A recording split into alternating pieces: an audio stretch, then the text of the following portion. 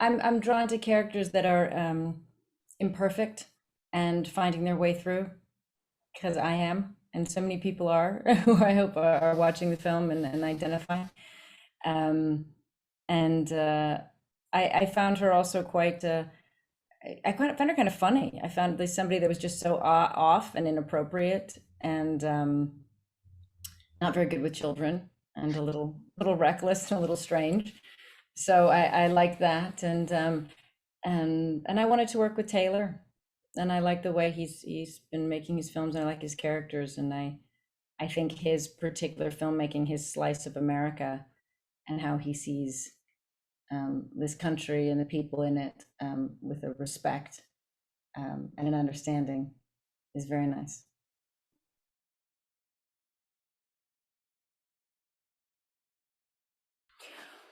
Well, I think she would say completely for no good reason.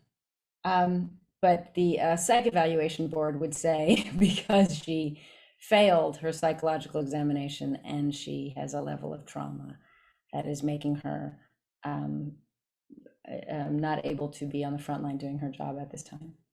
So she's been put to a fire tower to, I guess, while she stabilizes, while she sees if she can overcome what's going on with her.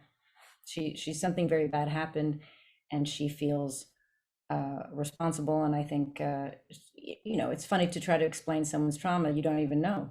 We all carry it. We don't even know how to explain it or what it is. But um, she's not she's not able to balance it and live with it.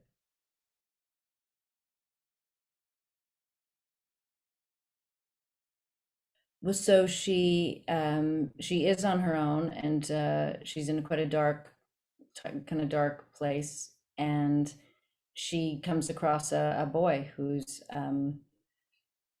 covered in blood. He says is not his own, and he's running from something, someone we don't know, and so she has to uh, now figure out how to take care of this boy when she can't even take care of herself, and figure out what the threat is, how bad the threat is, and then there become multiple threats between those trying to kill him and then the fire itself. So how to deal with that.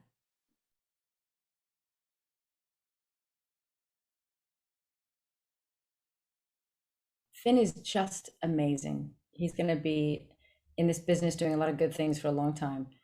And I felt, you meet an artist, but especially a young artist, and you see that talent, and you know the person, and you think, oh, this is a solid person. This is a thoughtful, interesting, solid person, and he has a great deal of talent.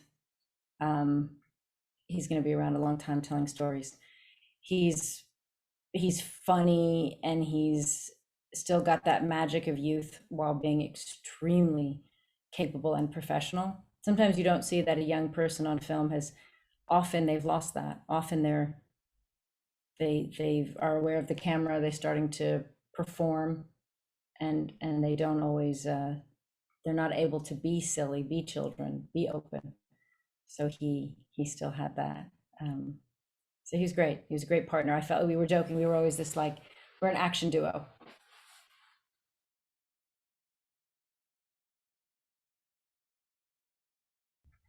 Well, to make it real, as Taylor does, instead of relying on the visual effects, he wanted to make sure we could really have the fire around us burn down the forest. So they built this forest, brought in these trees, built the river we were in, and it was amazing. It was amazing feat that they did it. They made it look very natural. It really did. You forgot where you were, because really we were in the middle of a desert space.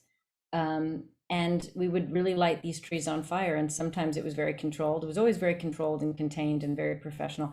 But of course, the interesting thing of working with fire is you can't completely control it.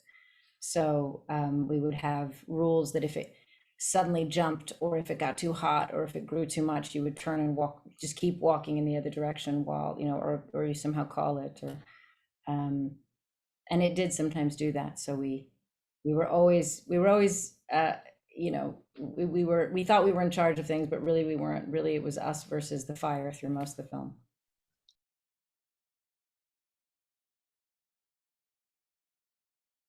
Of the different smoke jumpers that I met, you know, you just get this, you know, to be in anywhere a frontline worker, and to be and to have a life of service, you know, a real service. We all think we have a life of service in one way or another, but to really be risking your life and you know, getting out there and putting your life on the line and working that hard, um, takes a certain type of a person. And then the type of uh, person who jumps out of an airplane into a burning fire also takes a certain type of a person, especially a certain type of a woman. So, so it's very, very interesting group of people. You know, you have to have a sense of, you know, a little sense of wild, the adrenaline, the team. I think that was also a beautiful thing. You see it in the film, and you see it in people like that do that kind of a job. They're or nurses on the front line, nurses and doctors, firefighters. They're a team. They rely on each other to save each other's lives, and that bond is so beautiful.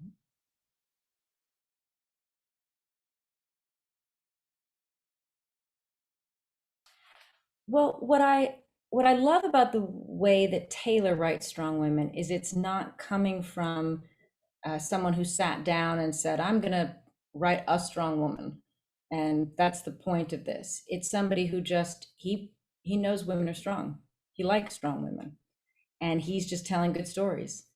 And to him, it's not some unusual thing to, and I think that's what's special about how it comes across. It doesn't come across that there's these one or two, these unique, special, strong, tough women. You get a sense that it's normal in this world. It's normal that women are capable and strong and can do these jobs, and you don't really question it. And I think by not really questioning it and it doesn't stand out, I think that's the greatest service he does to women in his films. Where is the buzz? Where is the buzz you We used said to be was a singing mine? group.